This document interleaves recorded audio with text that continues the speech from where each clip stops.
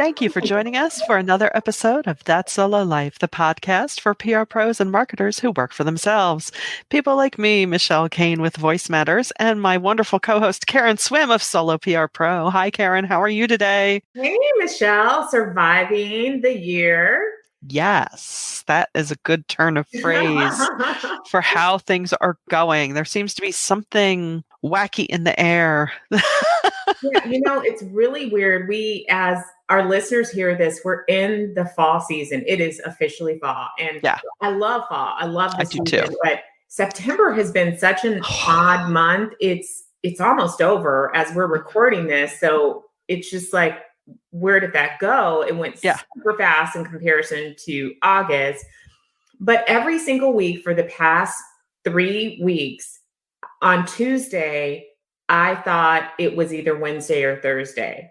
So I don't know how that works, that a month can move so fast, but a week can move so slow. But somehow that's how it's felt for me. And so I'm thrown off. And so yesterday I thought it was Wednesday. And so I was getting ready to do the Wednesday things. And at the end of the day, I still thought it was Wednesday. And I said, well, you didn't record the podcast. Wednesday. Is that tomorrow? Is it only Tuesday? that loser Michelle didn't turn up for the podcast. What's going on? Yeah, I know. So if you're feeling that out there in our audience, you are not alone. No. If what I'm seeing on social media, we are so not alone. It's been really breakneck, which, hey, let's preface all of this by saying I'm not going to complain. Good business is, busy business is good business. But at the same time, oh my goodness, give a girl a break. It just seems like things this month have been harder. It's like asking multiple times for answers, not getting responses, missed connections. It's just been so that kind of has to do with what our topic is today. Well, we're going to see if we can get up to 7. We're going to talk about 7 things that PR people can't stand, or something like that. Yes. Yeah. These are the things that other people do that really, it's just the most annoying thing, or tasks that we don't love handling as PR people. And I think that we could easily get 17. True. I mean, we like to keep it real around here without being too, turning too curmudgeonly. Yeah. That's what I tell myself. But sometimes you just have to vent a little bit. You do. And so today it's, we hope to keep it fun and light because we need the fun and light. We do. And as we head into Q4, by golly, we need a bit of laughter. And, we talked about in a recent episode about doing that audit. So maybe some of these things that we hate to do, we can say, you know what, I really do hate that. But we can fix it for 2023. Right? Why am I doing this? Hold on. Yes. Yeah. Good times. Well, I'll tell you one of the things that I hate as a PR professional.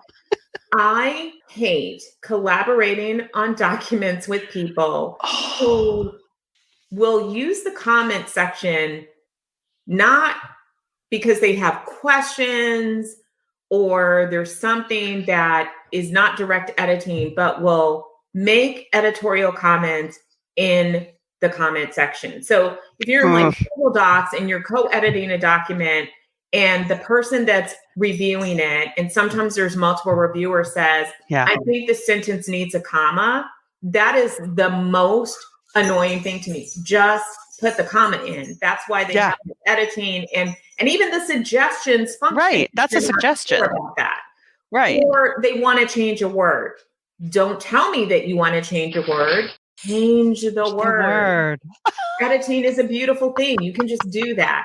I cannot tell you how many times I've had people review stuff and they use the comments. And so then you're digging through 53 comments. Yeah. And to find things that people could have just changed and moved the process along a lot faster. So as a PR pro, I hate that. So my solution that I need to reenact, because now I'm seeing this happen again, is that when I send documents for editing, provide guidelines. Tell people if Good point. you want to change something, you want different language, you want a totally different go ahead and edit it.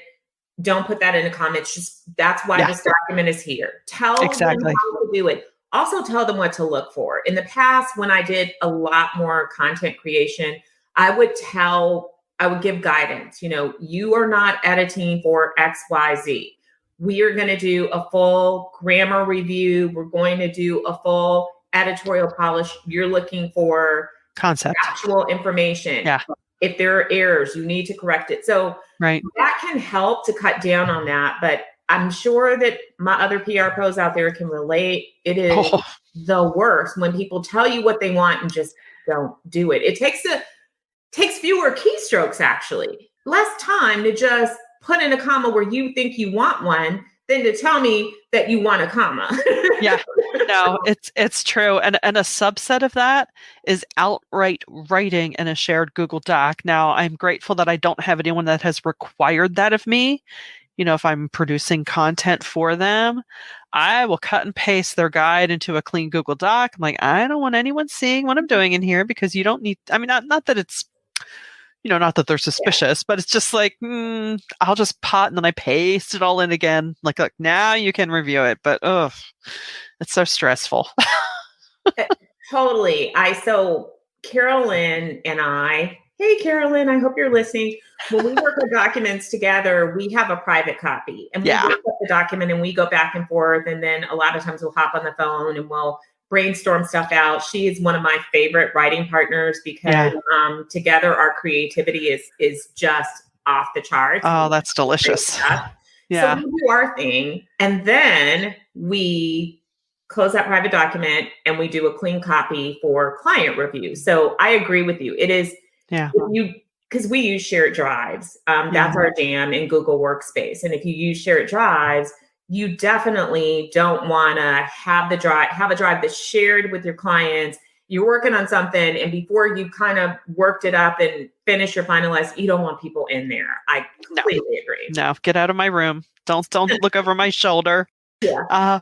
So one of my biggest pet peeves in PR is, when you're working with clients who are maybe beholden to a larger brand or something, and, you think you're all on the same page with a project, you're trying to make the parent company happy. And at the nth hour or afterward, they come in with hey, we can do this for you, but you need to, cross all these T's. And you think, so that horse is so far out of the barn right now, you couldn't think to have asked me that. I'll micro it down. I was doing a commercial spot for someone and, we had met about it. We brainstormed. Parent company was thrilled with the direction. I got releases signed for my client. And after all of that, they're like, hey, yeah, we'd love to share this on our brand social. Here's our brand release. And I'm like, you do realize, I literally pulled people in a store that I will never see again who were kind enough to be in this. And now you want me to chase these people down? So great ideas are great ideas, but it does crack me up that it seems the larger the corporation, the more they seem to fly by the seat of their pants with these ideas, but expect everyone to drop everything and come through, which of course you try to do because it's our job as PR people. So in those situations, here, the solution always is to try and, okay, how can I prevent this in the future? So, I said, hey, this looks like a pretty generic thing. So I am going to, moving forward, have our releases signed and yours. So this never happens again. Because not only, it's just the thing that I think bothered me the most. Look, I can get over an inconvenience. You're going to hear me gripe about it as you are now, but whatever, I'll get over it. The thing was, I don't know that they thought forward to, now you've made my client look stupid. My client looks stupid. And my client's business is to not look stupid. Because people need to rely on and trust them. And you just put a hole in that. And I think that's what irks me the most. So just guys, think before you This ask. can happen not just when your client's part of a larger brand or working with larger brands, but it can happen with investors, Oh, any type yeah. of partner. And so you're absolutely right, Michelle. It's frustrating. Mm. So I think the best thing that we found is we have a plan in advance and we lay out timelines and Oh, tactics, totally. and we have everybody sign off on it. Sometimes that really means chasing down a partner. And you're right, the bigger the corporation, it's Yeah. harder to get them to focus on something that's a priority for you that may not be their big priority. So Yeah. when you're dealing with, a multi-billion dollar company, your little thing is you have to really pound the pavement and be super aggressive about follow up, and you have to give them deadlines right at the top. And by Yeah. the way, you really have to start a lot earlier because you can't expect them to Well, yeah. work on your timeline. But that it still can be challenging. Yeah. This is why the rate is not the rate. This is Ex- exactly why. And exactly. Right. I shared this on social. Someone said this to me and it made so much sense. They were saying, sometimes we see these, I hate to use government contracts because it's hard for me to wrap my mind around what gets charged sometimes Yeah. too, but not the ones that get publicized where they're paying $500 for a roll of toilet paper. But Right. government contracts, or even contracts with large organizations where there are lots of approval processes and lots of additional administrative functions. If you're a website builder and you're putting together a 5-page website, a 5-page website for a small or medium business is not the same as a 5-page website for a multi-billion dollar corporation. It's Right. not because fundamentally you're not doing the exact same thing. The Correct. work is the same, but it comes with a lot of other things. Yes, So exactly. Michelle just pointed out why, when it comes to setting your rates and charging, you really do have to think through how that scope of work gets applied to particular clients. I want to be really clear. I'm not saying that you should price gouge people with deeper pockets. What I'm saying is that No. you need to account for your time in doing what you've been hired to do. And because if you can look at these two pieces of work that are exactly the same. So it could be a white paper for this client and a white paper for this client. And it may take you the exact same amount of time of writing that initial document, but it could take an extra 20 hours for client B versus client A because of edits and approvals and things that happen and other administrative things. So don't overlook that. It's really important. So I think that's an important point to make too, is that have a Completely. plan, make everybody sign off on it way Yeah. in advance, build in tons of extra time because people will drive you crazy. Oh, exactly.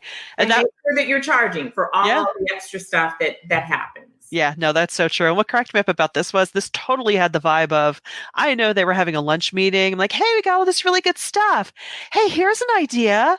Let's dangle this carrot with all of them. And I'm thinking, you could have mentioned this in all of our meetings beforehand. Okay, never mind. Yeah, but it happens. It happens, and I totally agree. You need to take into account, the bigger the account, the bigger the project, the more players that might be involved, the more levels of approval. It's not out of line to imagine. When I say imagine, I don't mean make it up, but just think, you know what? This will probably get kicked up the food chain, even though they have not said so. How many people might have an opinion about this? And completely make sure you're covered by working in all of the time so that you get what's due you. So you can pay for the hair dye that you'll need to cover up all your gray hairs. Okay, so we have 2. What's number 3? Oh my gosh. Oh yeah. Well, I have one. Okay. This is also a recent example. As a PR person, I hate portals that are not user friendly. So as everyone who does any type of media relations knows, sometimes we may pitch an article, a bylined article or a piece of contributed content, and it gets accepted by a publication. And rather than just emailing your nice document with all of the information and the assets to an editor, they require you to put it in a portal. That's normally okay. normally. But I've run across some portals lately that have made me want to pick up my computer and throw it against 10 walls. Oh, no. Not because I'm not tech savvy. And that's even more frustrating when you are, PR pros, we know tech, we use stuff. Right. Please, dear publishers, content people of the world, think about your end users when you are designing these portals. Yeah. And if you have an antiquated portal that served a purpose in academia 32 years ago, but that's not your core audience anymore, please, for the love of all that is good and holy, change it. Or just accept things by email. This week alone, and we've been working on this, I kid you not, this one particular portal for a month, 4 weeks, 4 solid weeks of back and forth of emails. And then they can't even get their email system right, because not only do they email our team who's responsible for this whole process, but our client who is the author. And then we had to get somebody else from the client team involved. And so there's been a total of 4 people, 4 weeks, 65 emails maybe, and about 40 hours to upload an article. I'm getting the vapors. I was ready to punch someone when we got to the final stage. It's like, is this horrific, awful thing about to be over? And then my colleague spent 4 hours on it, couldn't get it to work. All we had to do was make a few edits. Yeah. Editing should be an easy thing. Yeah. I took another 2. We were on the phone together and I said, I want to file charges. This is abuse. So, as a PR person, I hate portals, and that's my number 3. Okay.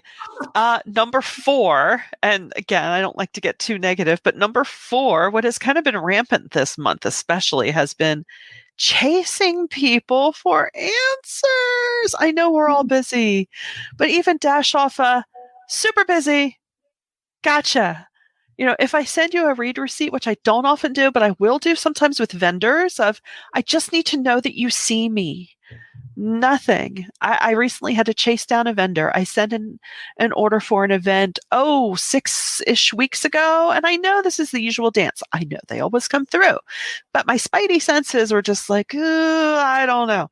Oh, wait, you hadn't ordered now you don't. Oh, great. So I have to go to my client and go, well, I wanted these earlier. I'm like, yeah, I know. Me too. What can I say? Now, it's all working out. However, the angst, because PR people care about what they do. On top of all the other things of trying to, try. And I empathize. I get it, because as we said at the top of this episode, we're all kind of in that space of, why is nothing quite coming together right now? And who knows? Yeah. But it's like, just please acknowledge me. I don't care if it's a positive or negative acknowledgement. Just give me proof of life, and then I'm on your radar. That's all I ask.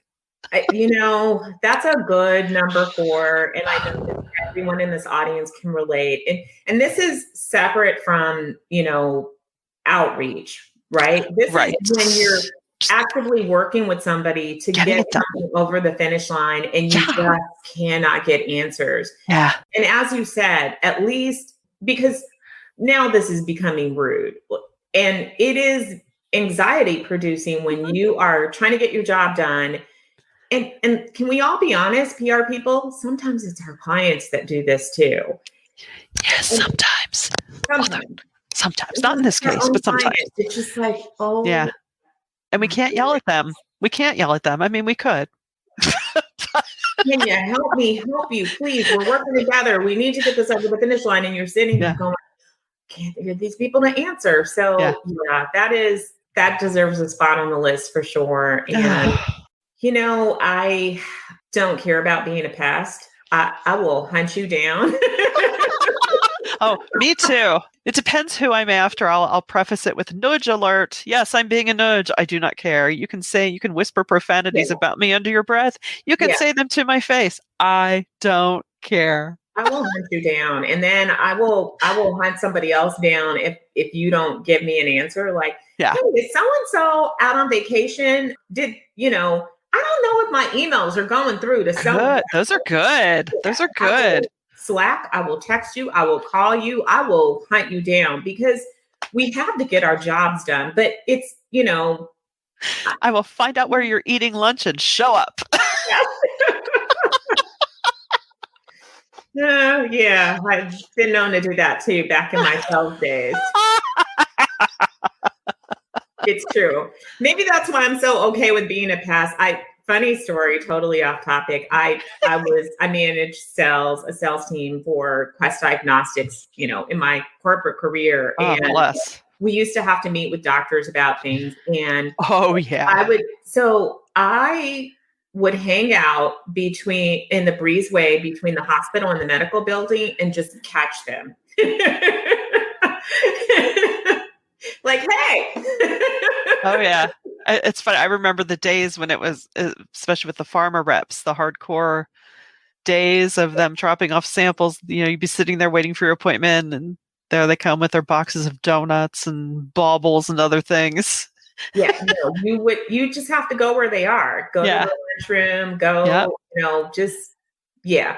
Yeah. I would do night rounds with doctors because you got to do what you got to do. So Yeah. I Yeah. think I have a lot of practice as being a pass, but nicely. And I know Of that course. we PR people are always kind. Yeah. At least our audience of PR people, we are always kind, and we're just Right. going to get the job done. And Right. Rare is the moment where I will be pushed to my absolute nuclear limit. Of course, yeah, at that point, you have to decide with yourself, no, we are never using this vendor again. And you could just be true. like, I know when I was in the nonprofit world and it was working for a ministry, I said, I'm going to need to take this call in my car. I don't want to have it in this building. Yeah, All right. So that was 4, right? We're up to number 5. we're up to number All 5. right. I have one it's kind of a big hairy one. It's Yeah. when our profession is not perceived as valued. It's Mm, when everyone's got a keyboard, everyone's got a teenager or a college student or an intern. We all write words on social media all day. Anyone can do our jobs, and our seasoning, our expertise, our thought processes are not valued. I think every time I see a marketing coordinator job that should really be administrative assistant, I want to spit, which is why I have dry mouth. yeah. It's just like, would you say that about, I don't know, like would you hire something as an admin job to be a paralegal? I don't think so. Like, I agree. I know universally all PR people hate that yeah, people don't understand our value. yeah, And I want to say that we as a profession need to do a better job of fighting that and really helping people to understand, and we can do that by not being the PR people that are not strategic, that right, are not embedding ourselves in the organization. We can combat some of that, but some of it comes from, external forces. Some of it yeah, comes from journalists, quite frankly. yes, So I agree. That is a great one. I hate that too, because yeah, what we offer is so much more sometimes than people really totally, realize. And yeah, it does kind of stink to be so good at your job, to love what you do, to love serving people, only to have the value of what you truly offer diminished, and to make it seem like you're not worthy yeah, of or being the professional that you are. That's yeah, just demoralizing. or yeah, it is, or that you're manufacturing the importance of what you do, Yes. and yet when those who think that way are really in a pinch, who do they come to? Yes. Hmm. Yeah. That is, and I have a 6 and 7 that sort of dovetail into that. I mean, Okay, good. so my number 6 is tagging on to that. As a PR person, I hate it when journalists bash PR people Yeah, on social media. yeah, I legitimately do. Yeah. I understand some of the things that are happening, but I wish that journalists had the discernment to understand that true professionals don't engage in a lot of those practices that they are ranting about on social media, and it makes our entire industry look bad. Right. And they know, the people who rant also understand that for as many PR people that they rant about, they've also dealt with PR people that were the opposite of that. Not Right. every single PR encounter is a negative experience for you, yet you've Right. denigrated an entire profession and portrayed to the world that we are scum. And that's what it comes across as, quite Yeah. honestly, that Yeah. we're scum, we have no value. And that is sad to me because Yeah. let's be honest, every profession has people that are untrained, that are lazy, that are not good at their job. No profession can claim to have people that are 100% perfect at what they do. Every profession has its bad actors. We PR people don't go out and talk about the journalists who don't fact check, who do things wrong. We do not denigrate the profession of journalism because we understand that sometimes you run into individuals that are going to operate a little bit differently. Right. That's that individual person. That's not the entire profession. We have a respect for journalism. Many PR pros came from a journalism background. So it really is unfair. And again, I understand the frustration with the things that happen. I have also been on the receiving end of some of those same frustrations, but Ugh. don't tear down the whole profession. No, it's one of the, and when I see those tweets, it's usually a tweet or something on social, and I'm just like, really think it. You don't need to tell the whole world, because most of the time, like you say, most of the time we're all well-meaning, and I'm sorry that I offended one of your quirks or something, but we're all trying to get a job done here, and it's just because honestly, couldn't we all vent on social about so many people that we encounter throughout a day? What's the point? Listen, I call out those practices too. Yeah. I'm bombarded with off topic Yeah. situations, irrelevant things. I will call it out. Yeah. I will call out the human being Yeah. because And I'm not not the here to, profession. I'm Yeah. not here to trash, I'm not here to trash people, but I will call out the practice. But yeah, I hate Yeah, that it's true. too. When it gets Yeah. personal, it's just icky. Yeah, it's not Okay. not cool. Can y'all stop doing that? Because we really respect you guys. We really Yeah. do respect journalists. We honestly do. And it's more than just, we don't respect you because we need you to do parts of our job. We actually respect you, and it's core to our profession. We fight for the fifth wall. We believe that what you're doing Exactly. offers an extremely important service that should be defended and protected. Yeah. We weep for the things that you go through. We support you when you have been treated unfairly. We mourn with you when we have journalists that are losing their lives or Yeah. being threatened because of the work that they do. There are so many great reporters out there. And even in trade publications, you're providing a great service. We need you. The world needs you. And so to tear down people that are truly your advocates, your champions, your Right. defenders, is really just Yeah. not cool, guys. Not Yeah. cool. Yeah. Our profession is the first to say that you are important. Talk about not valuing a profession, right? It's like, no, I think the populace at large doesn't realize journalists are important. They really are. They protect you more than you could ever understand, from the largest stories in the world to your local boardrooms, your Yeah. local municipalities. It's so important, and yeah, it's really disturbing to see what's happening at that level. It just the denigration of it. But so be nice to us journalists.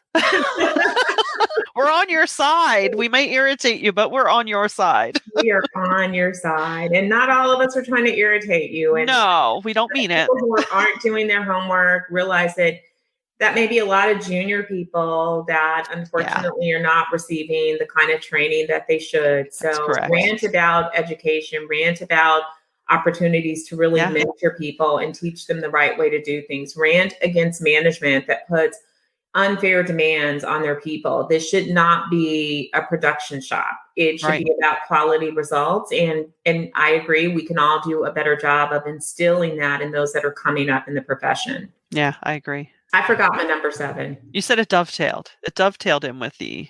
I know. My dingo hasn't kicked in yet. Well, number 7 can be, we hate that sometimes our brains are to the point where we just can't anymore. It's all too much. The world, It is. It's just like, I'm done. I'm out. it just flew right out of my head. I don't know. I'm taxed. I'm taxed. Well, I think we covered a lot of ground here today, and hopefully this made you giggle and made you nod along, and most importantly, feel less alone. Feel like you have colleagues beside you who are experiencing the same thing. It's not just you, and we just do our best every day, and that's all that we can do. And we thank you for listening to That Solo Life, and we hope you'll join us next time.